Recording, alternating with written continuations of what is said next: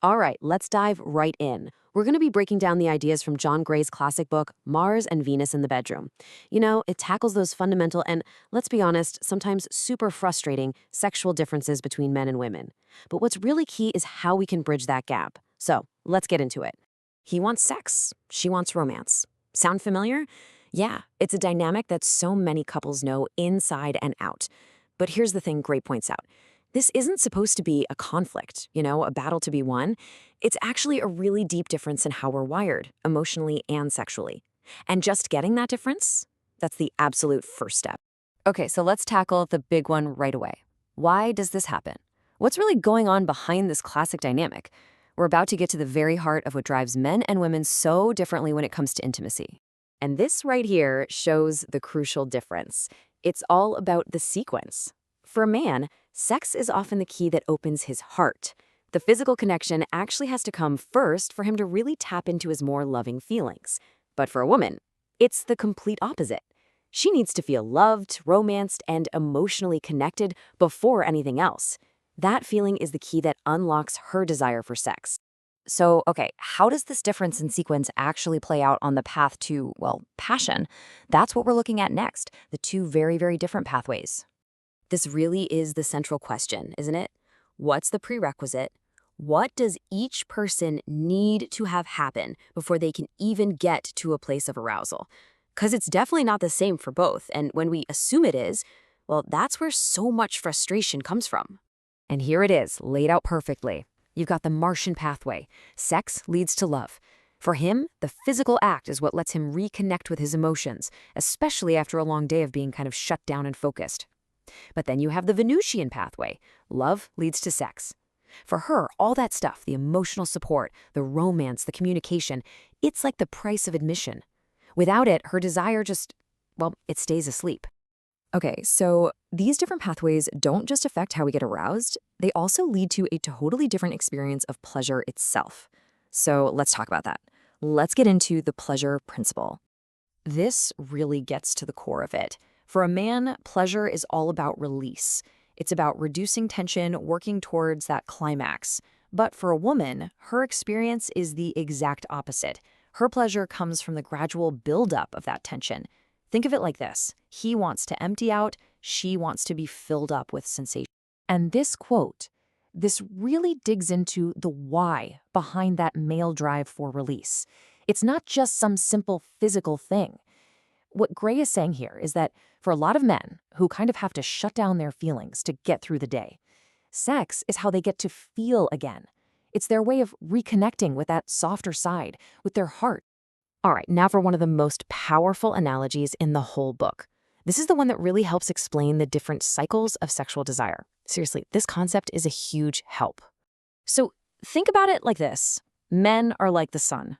Their desire tends to be constant, predictable. It rises every day. When he's turned on, his body usually wants and is ready for that release. But women are like the moon. Their desire has phases. It waxes and wanes. Sometimes it's a full moon, super bright, and other times it's just a tiny sliver, or maybe not there at all. And the key thing to remember is that this is totally 100% normal. And this is just a funny way of putting it, but man, it really sticks with you, right? Every morning, it rises with a big smile.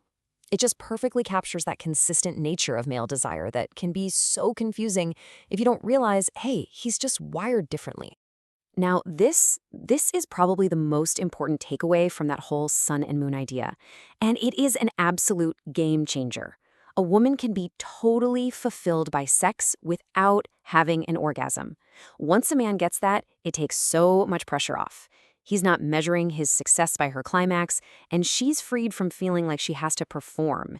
It lets everyone just relax into her natural rhythm.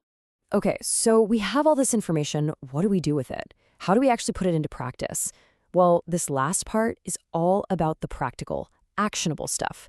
The strategies you can use to honor these differences and, build a much better sex life.